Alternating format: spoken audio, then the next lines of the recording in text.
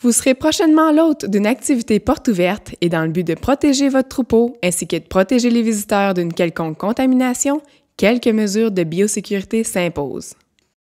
Ainsi, tout au long de cette vidéo, vous serez en mesure de mieux comprendre pourquoi la biosécurité est importante, puis d'évaluer et planifier les mesures de biosécurité à mettre en pratique à votre ferme, et ce, dans le but de les appliquer lors de vos portes ouvertes. Tout d'abord, la biosécurité, pourquoi est-ce important? En fait, il existe plusieurs maladies contagieuses chez les bovins et malheureusement, les risques de propagation sont réels. De plus, il arrive que ces maladies soient inapparentes, c'est-à-dire que l'animal héberge l'agent responsable de la maladie sans y présenter de symptômes. L'animal paraît en parfaite santé alors qu'en fait, il représente un risque. Par ailleurs, certaines maladies sont transmissibles à l'humain et peuvent causer des troubles gastro-intestinaux, grippaux ou d'autres symptômes indésirables. Les rassemblements sur les fermes laitières augmentent le risque de transmission de maladies.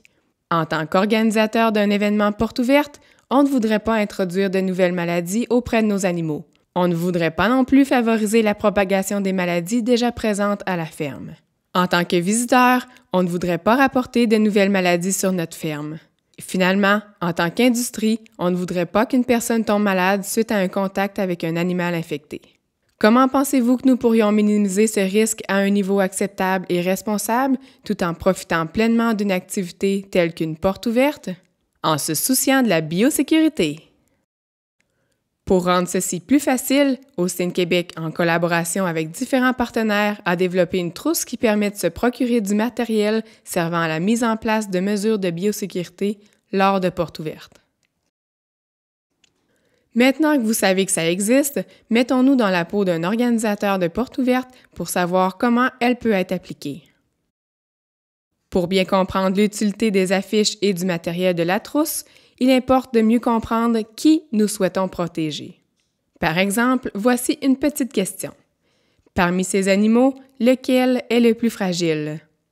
Une premier veau fraîche vêlée de 2 semaines? Une vache récemment tarie?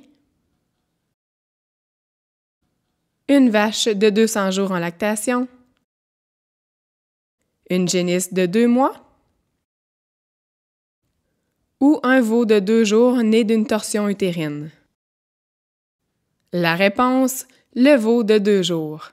En effet, les jeunes animaux sont plus sensibles aux maladies de par leur système immunitaire en développement. Et c'est encore pire pour un jeune veau ayant subi le stress d'une dystocie. Les animaux sont plus sensibles à la maladie à certaines étapes de leur vie et dans certaines conditions de production. C'est pourquoi une attention particulière devra être apportée à ces groupes d'animaux lorsque viendra le temps d'établir des mesures de biosécurité. Comme par exemple, lors de la journée porte ouverte, on pourrait très bien interdire l'accès à la pouponnière ou au parc à vêlage. Maintenant, voyons 3 étapes simples à prévoir afin d'appliquer la biosécurité lors de votre événement.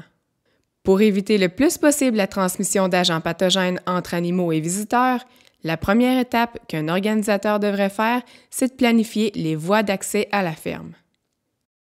D'abord, il faut penser où on voudrait que les visiteurs se stationnent. Idéalement, on essaie d'éviter de stationner près des aires d'entreposage du fumier ou des huttes à veau.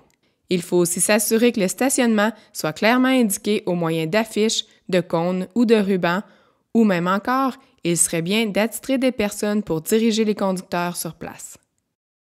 Ensuite, il faut décider quels endroits seront permis et interdits aux visiteurs. Ces endroits doivent être jugés en fonction de la fragilité des animaux, du potentiel de contamination et d'autres dangers.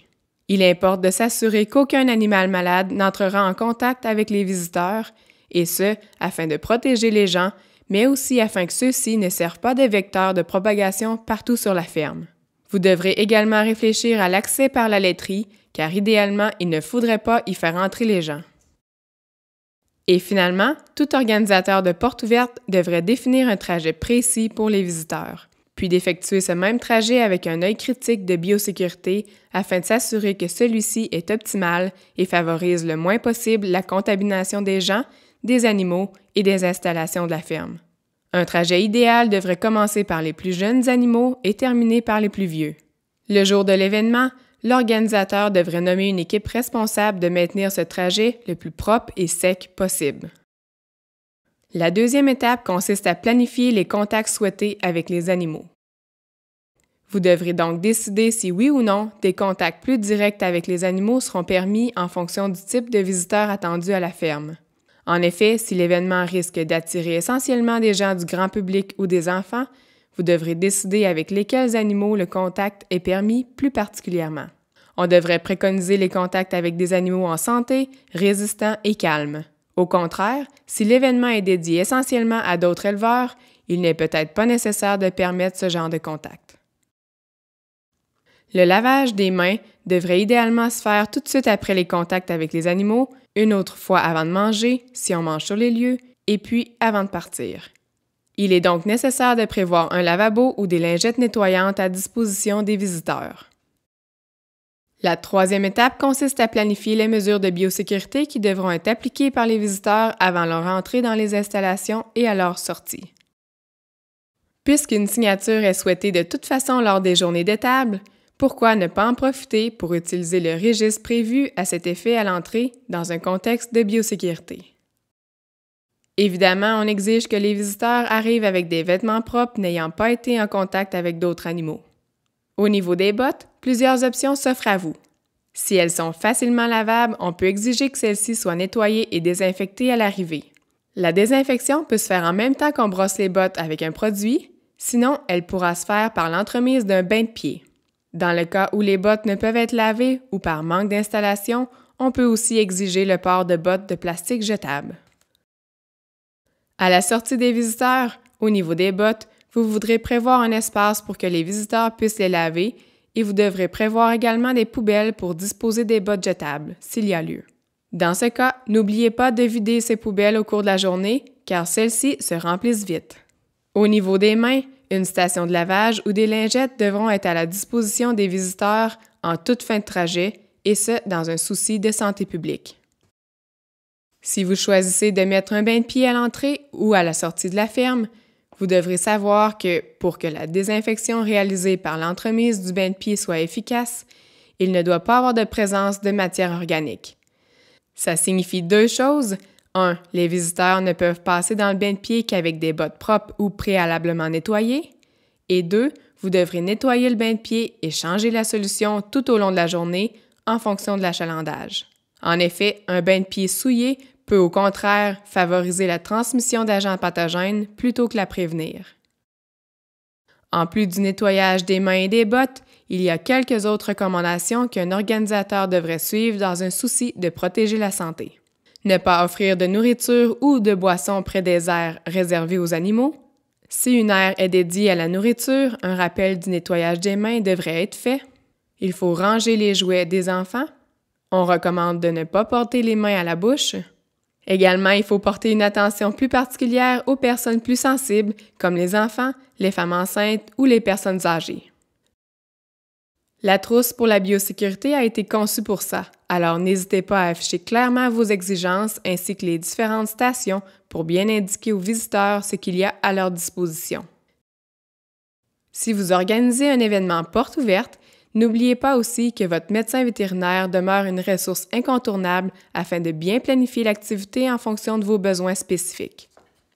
Pensez-y d'avance et profitez d'une visite de troupeau pour en parler avec votre vet et lui poser vos questions. Bref, le mot d'ordre pour un organisateur, c'est la planification. Vous devez retenir ces 3 grandes lignes. Planifier les voies d'accès, planifier les contacts souhaités avec les animaux et planifier les mesures à l'entrée et à la sortie. De plus, pour que vous ayez la tête tranquille lors de cette journée spéciale, il peut être judicieux d'affecter du personnel au stationnement et de désigner une personne qui veillera au suivi des recommandations sur place.